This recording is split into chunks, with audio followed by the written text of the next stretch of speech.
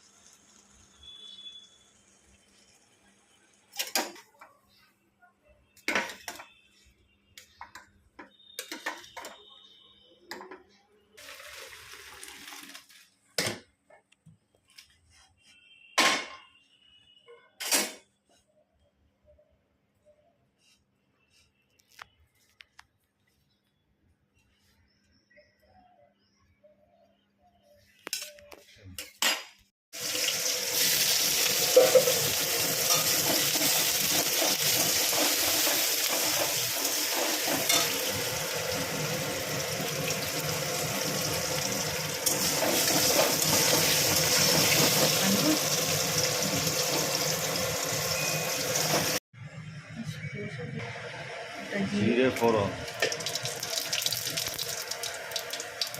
শুকনো লঙ্কা, তেজপাতা,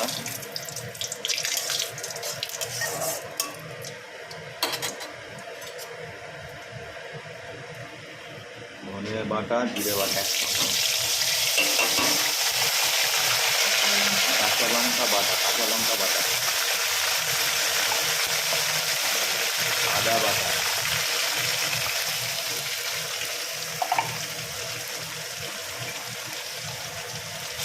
পরিমাণ মতো নুন,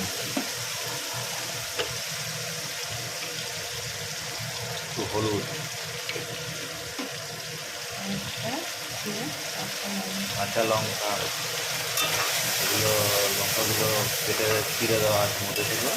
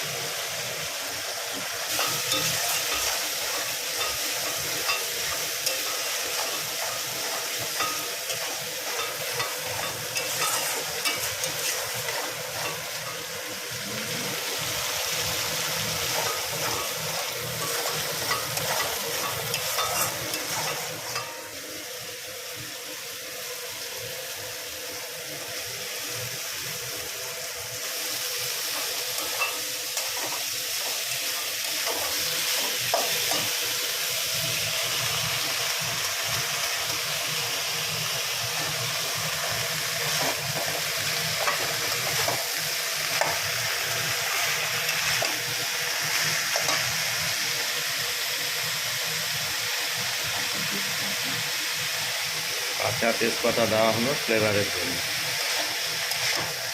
এটা শেষে দেওয়া, এটা ভাজা হয় না তেলে, এটা পরে দেওয়া হলো।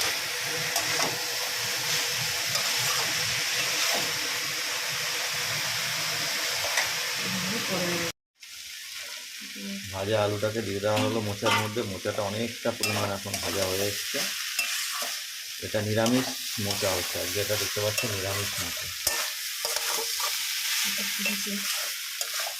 চিংড়ি মাছ দিয়ে করা হয়, মাছের মাথা দিয়ে করা হয়, কিন্তু আজকে আমাদের আর ভালো লাগছে না, নিরামিষ ভাবছি নিরামিষ করবো, তাই নিরামিষ মোচা করা হচ্ছে। এটা কিন্তু বীজ কলের মোচা, বীজ কলা যেটাকে বা বিচি কলা যেটাকে বলা হয়, বিচি কলার মোচাটাই সব থেকে ভালো। আপনারা জানেন কি না জানি না, বাজারে যদি জিজ্ঞাসা করে নেবেন, বিচি কলার মোচাটা একটু গোল টাইপের হয়, লম্বাটে হয় না। আর কলা গাছটা দেখুন এখানে দেখাচ্ছি, এই কলাটার গাছেরই আমাদের মোচা হয়েছে। এই যে কলা গাছটা দেখুন, ওই কলাটা কেটেছি, ওই কলাটা থেকে এই মোচাটাকে বের করা হয়েছে। এই দেখুন এই কলাটা রয়েছে, হ্যাঁ একদম সেম, এই কলাটা থেকে এটাকে বের করে দেওয়া হয়। বাহ, গাছটা দেখা গেল। এরপরে কি আছে? এরপরে একটু বাজে গরম গরম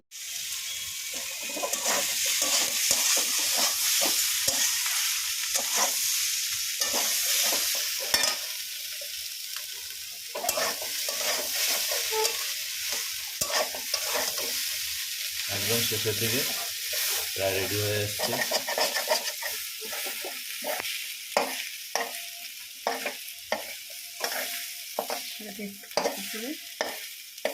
একটু ফাঁকা করে দিলে ভালো হয় জায়গাটা। ফাঁকা করে দিয়ে মশলা একটু জিনিস দেওয়া হবে, যেগুলো স্বাদ বাড়বে। দেখি ঘি, এটার মধ্যে ঘি দেওয়া হবে, নিরামিষ যেহেতু, নিরামিষ ছাড়াও ঘি দেওয়া হয়, এখানে ঘিটা একটু অন্যভাবে দেওয়া হলো।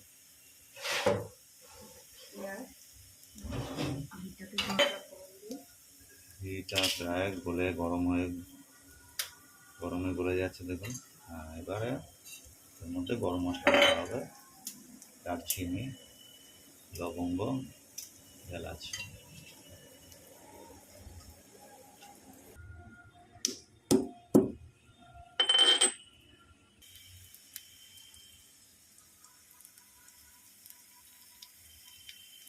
ঘিটা গরম হবে, তখন ঘিটা গরম হয়ে এসছে, তখন এর মধ্যে গরম মশলা গোটা দিয়ে দেবো। এটাকে একটু ফ্রাই করে নিতে হবে। আর দেখুন মোচাটাকে চারিদিকে রাখা হয়েছে, মধ্যে ঘিটাকে রেখে তারপরে সেই ঘিটাকে গরম করেই গরম মশলা দেওয়া হবে। গরম মশলাটা প্রায়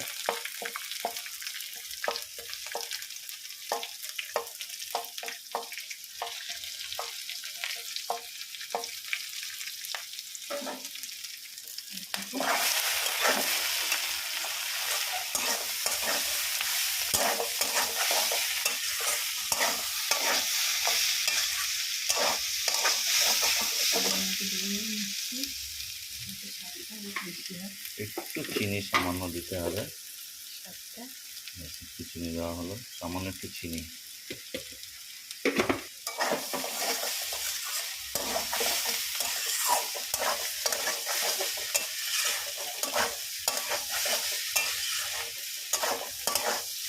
একদম নিরামিষ মোচা, এর মধ্যে কোনো মাছের মাথা বা চিংড়ি মাছ কিছুই দেওয়া হয়নি, এটা নিরামিষ একদম।